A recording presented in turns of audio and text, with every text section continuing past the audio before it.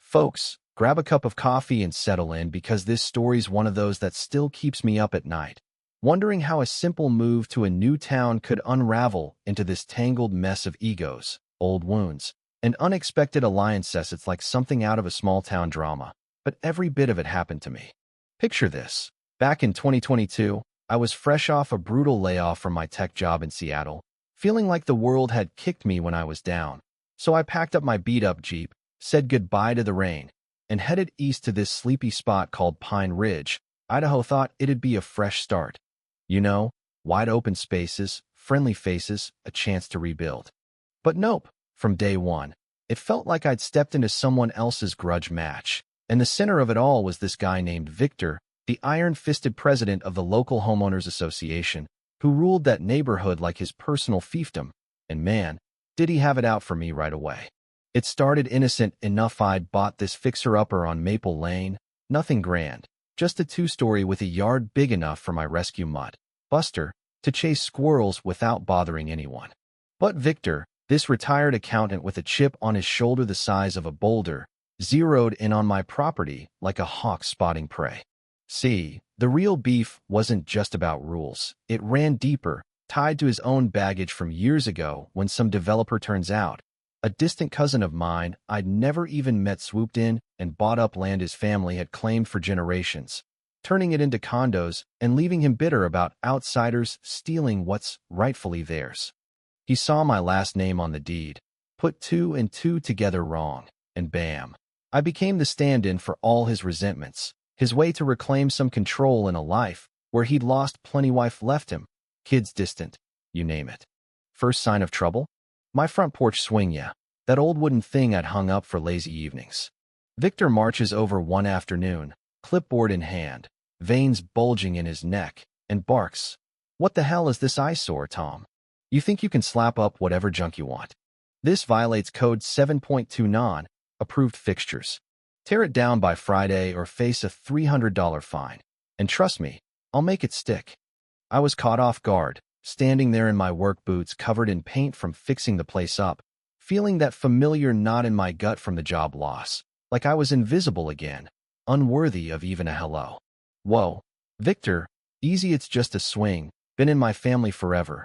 Let's chat about it, I said, trying to keep cool, but he leaned in close, eyes narrowing with that smug glee, sneering. Chat. Save your breath, newbie. You types come in, ruin the vibe, think you're above it all. Well, not on my watch. I'll bury you in paperwork if I have to. And just like that, he stormed off, leaving me fuming on the porch, doubts creeping in. Maybe I didn't belong here. Maybe I was just a magnet for bad luck, replaying all my failures in my head, from the failed marriage where she said I never fought for anything, to the kids who barely called because dad was always too busy. As the weeks dragged on, it got uglier. Victor escalated like he was waging war, slapping fines for everything. My Jeep's oil spot on the driveway, environmental hazard, Buster's occasional bark, noise pollution, even the wildflowers I'd planted in the front yard, unauthorized landscaping. Each notice felt like a punch, chipping away at my resolve, and inside, I was a mess. Nights spent staring at the ceiling, wondering if this was karma for not standing up sooner in life, for letting the ex walk all over me, for fading into the background at work until they cut me loose. But the breaking point came during a storm one night, rain pounding, wind howling, and my roof starts leaking bad. Turns out, the previous owner had skimped on repairs. I called a roofer buddy, got it patched quick, but Victor shows up the next morning, pounding on my door at dawn like a drill sergeant. Unauthorized modifications, he yells through the screen, face twisted in rage, rain still dripping from his hat. You didn't submit for approval, that's another $500, and I'll lien your house if you push me, Tom. You think you're slick, huh? Coming here with your city ways, disrespecting the community we've built. Me family's blood is in this soil, and you're just passing through. His words cut deep, laced with that personal venom, like I was the embodiment of every loss he'd suffered, and I snapped back for the first time, voice shaking but firm. This ain't about the roof, Victor, it's about you needing to control everything because you can't control your own crap. Back off, or we'll see who ends up regretting it. He laughed, a bitter, mocking bark. Threats? From you? Pathetico ahead, try me. I'll enjoy watching you crawl out of here broke. Door slammed, and I slumped against the wall, heart racing, tears mixing with the rain on my face. That moment crystallized it all. The inner turmoil of feeling powerless yet knowing I had to fight, not just for the house, but for my own damn self-respect, to prove to myself and my kids that I wasn't the pushover they thought. But hold on, because this is where the tide turned. I wasn't about to roll over, not anymore. Instead of packing up, I channeled that anger into something smarter, something sneaky even, digging deep into the HOA records at the county office, poring over dusty files until my eyes blurred. What I uncovered? Gold Victor's been rigging the game for years, waiving fines for his poker buddies while hammering everyone else, all to maintain his grip on power, fueled by that land grudge that made him paranoid about any intruder. He'd even falsified meeting minutes to block approvals, including mine, because my cousin's name popped up in old deed. She admitted as much in a leaked email to a crony, saying, "Can't let another one of those snakes slither in." It was personal, all right, a twisted mix of jealousy and fear of losing his last bastion of authority. Armed with that, I didn't go lone wolf. I reached out quietly to others he'd stepped on, like Ellie, the single mom across the street whose kid's treehouse got deemed unsafe because Victor didn't like her dating a guy from out of town, leaving her in tears over the demolition order. "Tom, he's a tyrant," she whispered over coffee in her kitchen, eyes fierce but scared. "But what can we do? He's got the board in his pocket." Then there was Hank, the Vietnam vet next door, fined for his flagpole being too tall, nursing his own quiet rage from seeing bullies like Victor all his life. We formed this ragtag crew, meeting in Hank's basement under the guise of poker nights, plotting like rebels in an old western. "We expose him at the annual meeting," I said, spreading out the docs on the table. "Hit him with facts, not fists. Let the truth do the talking." Ellie nodded, adding with a wry smile, "And record everything, make it viral if we have to." Hank chuckled softly. "Boy, this reminds me of Nam Ambush's surprise is key. Building that alliance, sharing our stories, it healed something in me too. Those late-night talks revealed my own scars, how I'd let fears silence me before, but now, with them, I felt seen, stronger, like maybe this mess was my chance to rewrite my narrative. The showdown hit like a thunderclap at the HOA annual gathering in the community Centera stuffy room packed with folding chairs, fluorescent lights buzzing, the air thick with anticipation and cheap coffee. Victor swaggers in, adjusting his tie, that cocky grin plastered on, calling the meeting to order with his gavel like a king on his throne. "All right, folks, let's keep it civil, no drama today." But as he drones on about budget approvals, I stand up slow, papers in hand, projector humming behind me courtesy of Ellie's tech-savvy nephew. In the room goes pin drop silent.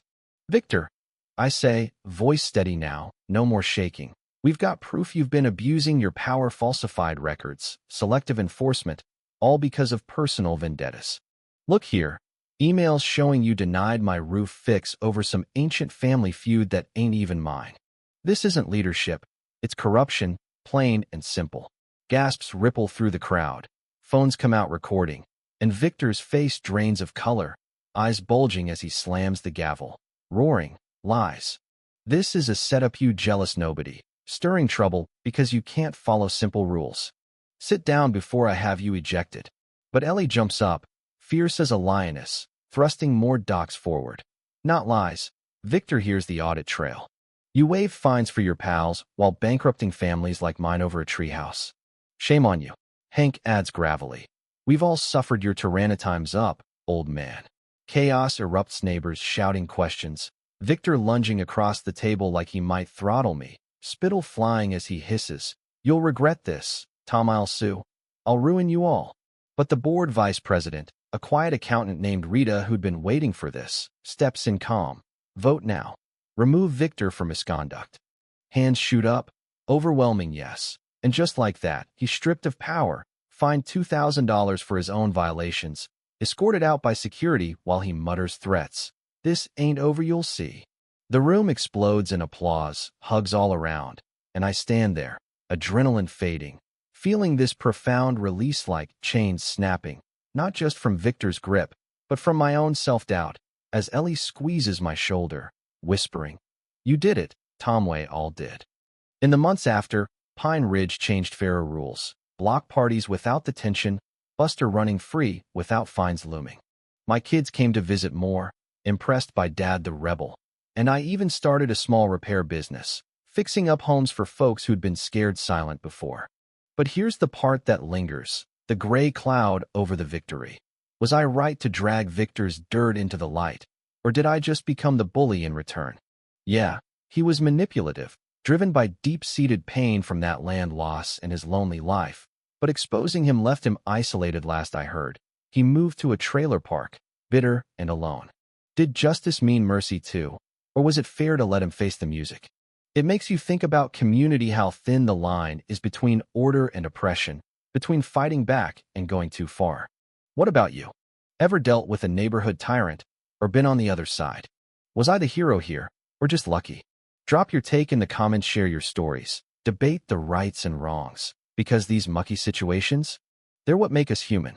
If this resonated, hit like, subscribe for more real-life tales, and ring that bell. Let's unpack these together.